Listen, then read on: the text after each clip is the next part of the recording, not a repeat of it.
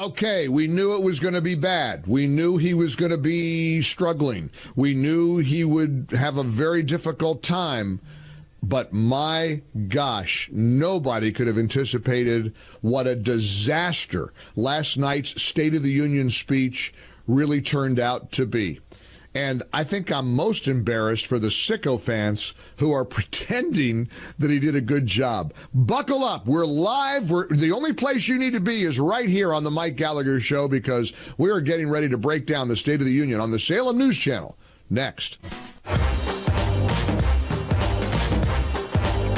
This is your source for breaking news and what to make of it all. This is the Mike Gallagher Show. America is exceptional, and we are strong, and we are resilient, and we will survive the horrific term of President Joe Biden. That was possibly the darkest, most un-American speech ever given by an American president. Joe Biden is on the run from his record and lying like crazy to try and escape accountability. It's time to tell crooked Joe Biden, you're fired. Now, from the ReliefFactor.com studios, here's Mike Gallagher. Holy crap. Holy crap. That's all I know to say. Holy crap.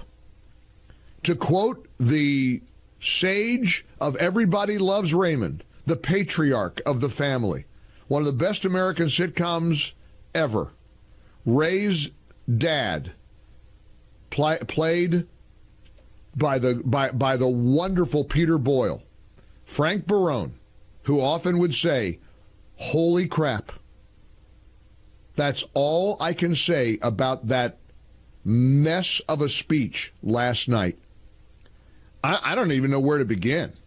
You want to begin with him being late to his own party? You want to start with him beginning the State of the Union by talking about the state of Ukraine? You want to go to the part where he threatened and tried to intimidate the United States Supreme Court justices who were sitting there? You want to talk about him taking the bait from Marjorie Taylor Greene and getting Lake and Riley's name wrong? Where do you want to start? Where do you want to begin? I'll begin with you, 800. I mean, I am absolutely in a state of shock. I figured let me put it this way. I wasn't going to say I figured he'd do okay. I thought he would do probably a little better than feared. I thought that Biden would, I had hoped he'd be a little bit of a unifier. Perhaps he would try to take a different approach, because here's a dirty little secret. You can't out-Trump Trump. Ask Marco Rubio. You can't do it. You can't go all scorched earth and think you're going to out-Trump Trump.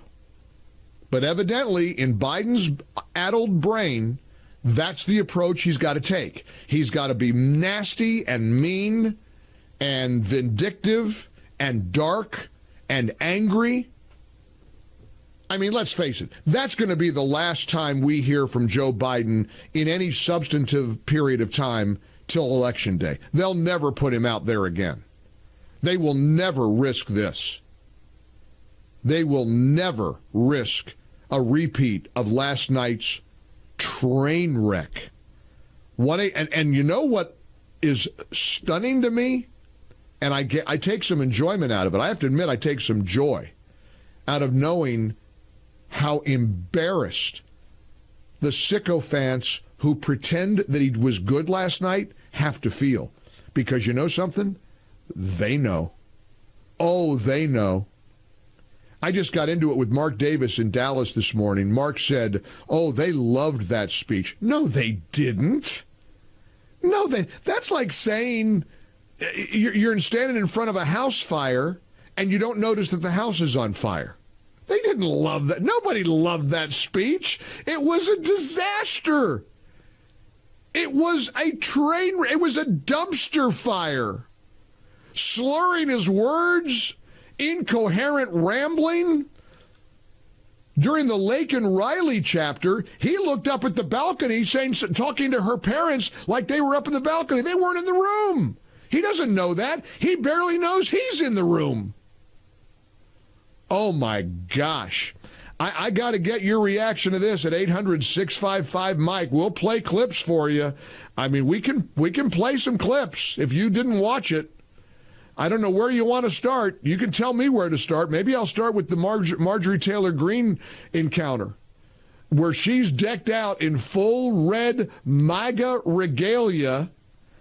He gave her a big stunned look on her face. She sat there smirking at him and handed him a button that said Laken Riley on the button and said, "Say her name, Mr. President." And he wasn't going to say her name. It wasn't on the script. But he did. And then he butchered her name. Called the late Laken Riley Lincoln Riley. He's the USC coach. He got the name mixed up. He's got the button in his hand. All you do is look down at the button. 1-800-655-MIKE. I mean, words fail me. I'm not often surprised anymore. I like to say if winged monkeys came down and scooped me away and took me off to the west, I would not be surprised. I would just be telling the monkeys, please don't drop me over the Howard Franklin Bridge. That's all I think. I just hope they don't drop me. I wouldn't be surprised that the monkeys were flying me away. I would just ask them not to drop me because I think that would hurt. Nothing surprises me. That did. That did. I am stunned. And let me break it to you. Enjoy this moment because it was a home run for our side. Savor the train wreck, because it was a grand slam for the Republicans. This was a great night for Donald Trump. In fact, Truth Social was so popular, they crashed the site because so many people were interested to hear how Trump would respond in real time.